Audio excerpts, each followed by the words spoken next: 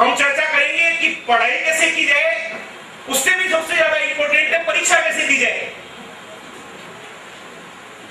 आप सभी लोग पेपर देते हैं, पढ़ाई सब अपनी सर पे करते हैं, कोई अच्छी करता है, कोई कैसी करता है, किसी की कमजोर होती है, पर आज तक ये नहीं बताया जाता कि पेपर कैसे करना है। आज तक ये नहीं बताया जाता कि जो प्रश्न नहीं आते हैं उन्हें कैसे हल करना है। हम उन सभी चीजों पर जांच करेंगे। कहीं आप में से कोई खड़ा होकर कह दे कि पहले वही बता दो, काम ही खत्म कर देंगे। क्योंकि सबसे इंपॉर्टेंट चीज है टप्पा कैसे लगाया जाए।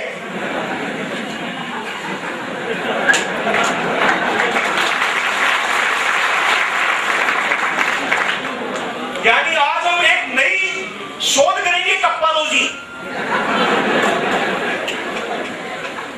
सबसे पहले सेमिनार क्यों आयोजित की जाती है? हमें बेवकूफ बनाने के लिए, हमें पढ़ाने के लिए तो नहीं की जाती। सेमिनार के माध्यम से कहीं भीड़ तो इकट्ठी करके अपने कोचिंग सेंटर तो नहीं भर दिए जाते हैं। सेमिनार क्यों आयोजित की जाती है? इसके पॉजिटिव एस्पेक्ट्स भी हैं तो नेगेटिव एस्पेक्ट्स भी हैं।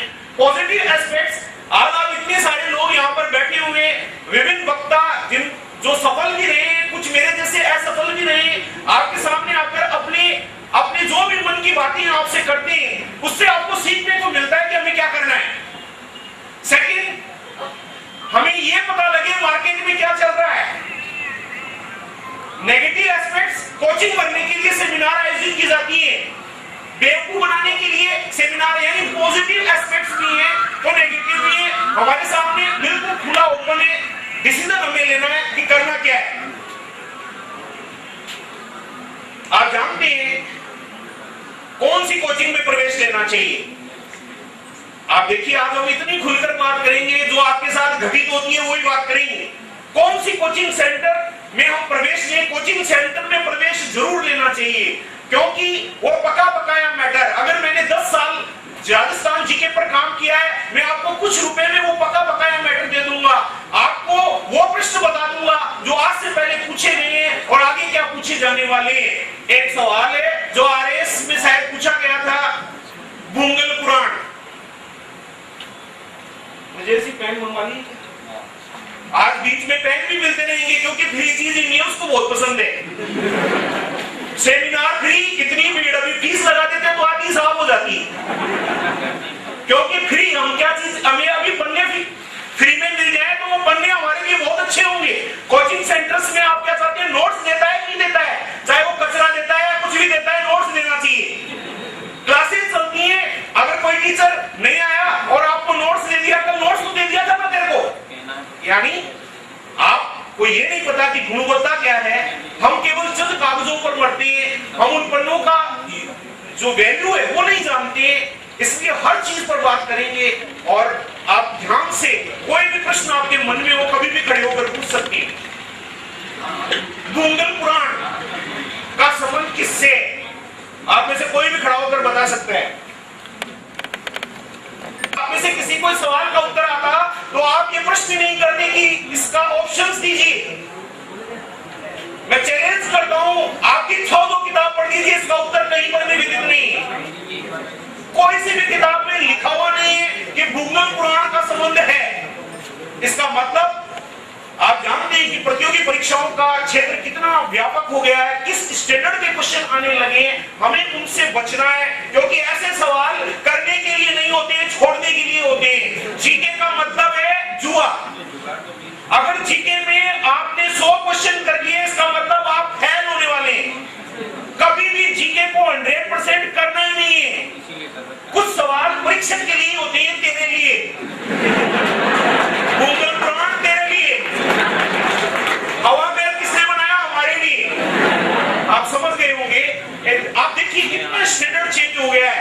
पहले के जमाने में प्रश्न आया करते थे, आरएस लेवल जैसे एग्जाम्स में प्रश्न आया करते थे कि महाराणा प्रताप का किसके साथ युद्ध हुआ। प्रश्न आते थे, हल्दी घाटी का युद्ध किनके मध्य लड़ा गया, हल्दी घाटी के युद्ध की तिथि क्या थी। आपसे पूछा जा सकता था हल्दी घाटी के युद्ध में महाराणा प्रताप के सेनापति कौन थे, हल्दी घाटी का मैदान कहां पर पड़ता है। और आप देखिए आरपीएससी का स्टैंडर्ड देखिए। अब की बार क्या पूछ लिया गया? अब की बार पूछा गया कि जो लड़ाई हो रही थी, उस लड़ाई में जो दोनों पक्ष लड़ रहे थे, उनके हाथियों के क्या नाम थे? आप सोचिए, यानी ऐसा सवाल पूछ दिया गया, हम जाएं तो कहां जाएं? परीक्षा हमें देनी है, परीक्षा उसको नहीं देनी, उसने तो पेपर बना दिया, लेकिन स्टैंडर्ड देखिए आप, हाथियों तक के नाम आज की प्रतियोगी परीक्षाओं में पूछ दिए जा रहे हैं। हमें क्या करना है, अभी हम इस पर विस्तृत चर्चा करेंगे।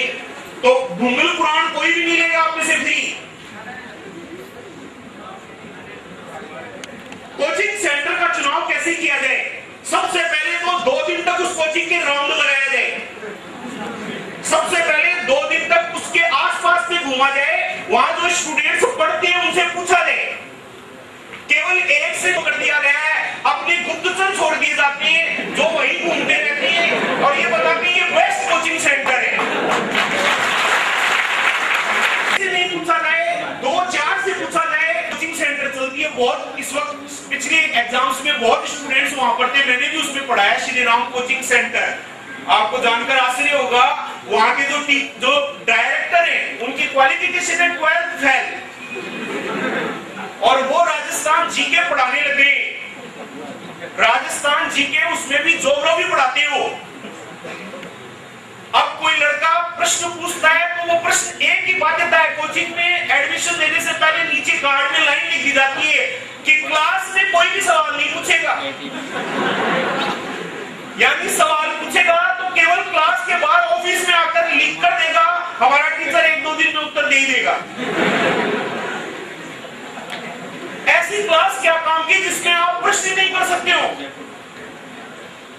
ये मैं मानता हूं कि हर चीज किसी को नहीं आती है। आप में से कोई खड़ा होकर मुझसे सवाल पूछे, मैं कोई गारंटी नहीं ले सकता हूं कि मैं आपके सवाल का उत्तर दे दूंगा, प्रयास कर सकता हूं, लेकिन ये कोई प्रश्न नहीं हुआ कि आप प्रश्न नहीं पूछ सकते। अतः ऐसी कोचिंग सेंटर में कभी जाना ही नहीं।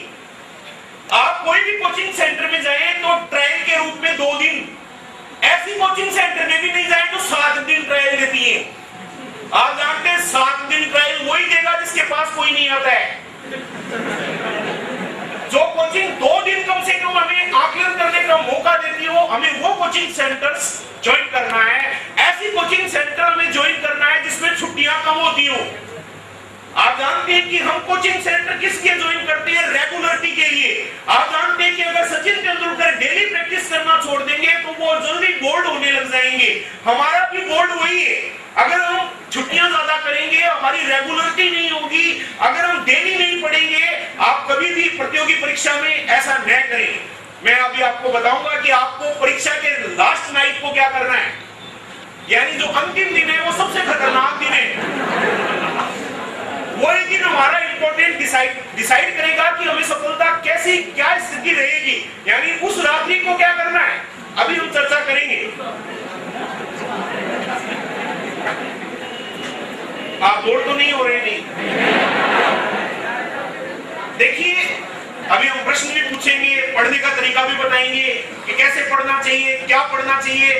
देखिए, मैं पब्लिशर हूं, मैं किताबें लिखता हूं। आप जानते हैं कि कभी भी ज्यादा किताबें खरीदें नहीं, किताब एक ही खरीदें। आप ज्यादा खरीदेंगे तो मेरी तरीके से आप भी यही खड़े रहेंगे, आप कभी भी सफल नहीं हो सकते। किताब एक ही खरीदें, उसको बार बार पढ़ें। जितनी बार आप उसका रिवीजन करेंगे, पढ़ते पढ़ते पढ़ते वो अपने आप याद हो जाएगी। आपने हनुमान चालीसा को कभी रटा ही नहीं, वो पढ़ते पढ़ते अगर आज आप स्टार्ट करें तो आप एड ही करेंगे। अगर आज आप हनुमान चालीसा बोलना स्टार्ट करते हैं तो आप एड ही करेंगे, क्योंकि वो पढ़ते पढ़ते आपकी जुबान पर आ गई है। अगर जितनी बार जीके की पुस्तक का रिवीजन किया जाएगा, वो पढ़ते पढ़ते अपने आप ही याद हो जाएगी। कभी भी मोटी किताबें नहीं खरीदें, क्योंकि मेरी किताबें पतली पतली आती हैं।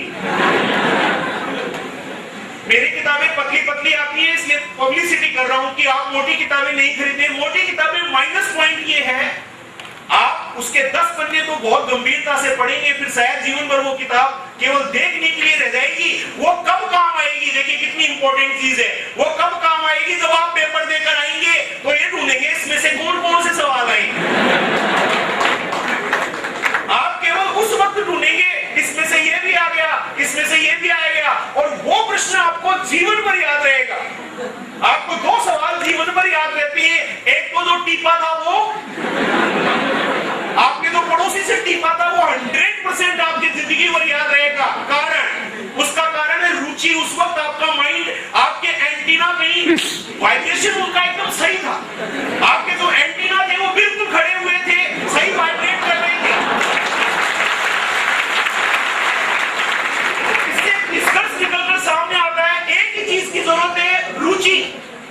अगर आप में रुचि नहीं है, आपको कितनी अभी आपकी रुचि है, आप खिलखिला रहे हैं, हंस रहे हैं, और अगर अभी आपकी रुचि नहीं होगी तो केवल एक ही चीज ने आपको झकझोर दिया, रुचि। कोई लड़की का नाम नहीं।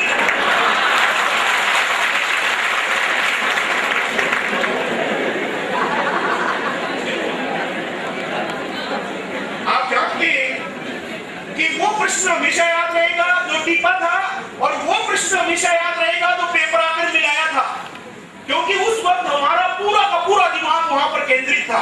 अगर हमारी रुचि सबसे इंपॉर्टेंट है, फर्स्ट रुचि, सेकंड डेली प्रैक्टिस। आप थोड़ी पढ़ते जाते हैं, आप रोज 100 से 200 सवाल हल कीजिए। आप करेंगे 2 महीने तक करेंगे, आप क्या देखेंगे? आप देखेंगे, देखिए ये तरीका भी मैंने आपसे ही सीखा है, क्योंकि मैं यहाँ पढ़ाने आया कोटिली एकेडमी में। हमारे शेखावाटी क्षेत्र में बिल्कुल साइलेंट क्लासेस चलती हैं, वहां पर कोई हंसता भी नहीं है। अगर हंसता है तो ये कहते हैं कि मास्टर फ्री के पैसे ले रहा है, हंसाने के लिए बुलाया गया था। वहां पर साइलेंट वर्क चलता है। मैं यहाँ पर 2 घंटे पढ़ा रहा था, तो एक लड़का खड़े होकर बीच में 15 मिनट हंसाते हैं, 45 मिनट पढ़ाते हैं, तो हमारे को अच्छा लगता है अब नेक तो हंसा दो। नेक शब्द यूज किया आपने, तो मैंने सोचा यहाँ तो हंसाने से ही पार पड़ेगी। तो देखिए, वस्तुनिष्ठ प्रश्न आप जितने करेंगे, आप प्रैक्टिस करते करते, वस्तुनिष्ठ प्रश्न की एक क्वालिटी होती है। आप जो उसे पढ़ते हैं, उत्तर देखते हैं, पढ़ते हैं, उत्तर देखते हैं, वो अपने आप ही रट जाता है। वस्तुनिष्ठ प्रश्न जितने आप करेंगे वो रटते जाएंगे, रटते जाएंगे, रटते जाएंगे, और एक फोबिया हट जाएगा। जब आप परीक्षा देने बैठे होंगे, आपको लगेगा आप घर पर प्रश्न हल कर रहे हैं। एग्जाम फोबिया बहुत से लोगों के साथ प्रॉब्लम होती है। घर पर बहुत अच्छा करते हैं, क्लास में उत्तर बहुत अच्छे देते हैं, लेकिन जब वो परीक्षा देते हैं तो सब हालत डाउन हो जाती है। इसलिए वो फोबिया हट जाएगा। जिन लोगों के साथ ये प्रॉब्लम है, वो ये गोली जरूर ले लेना, डेली प्रैक्टिस करना। जितने ऑब्जेक्टिव आप करेंगे, आपका फोबिया हट जाएगा और आपको निश्चित फायदा होगा। अभी बहुत सारी टैबलेट देनी है आपको।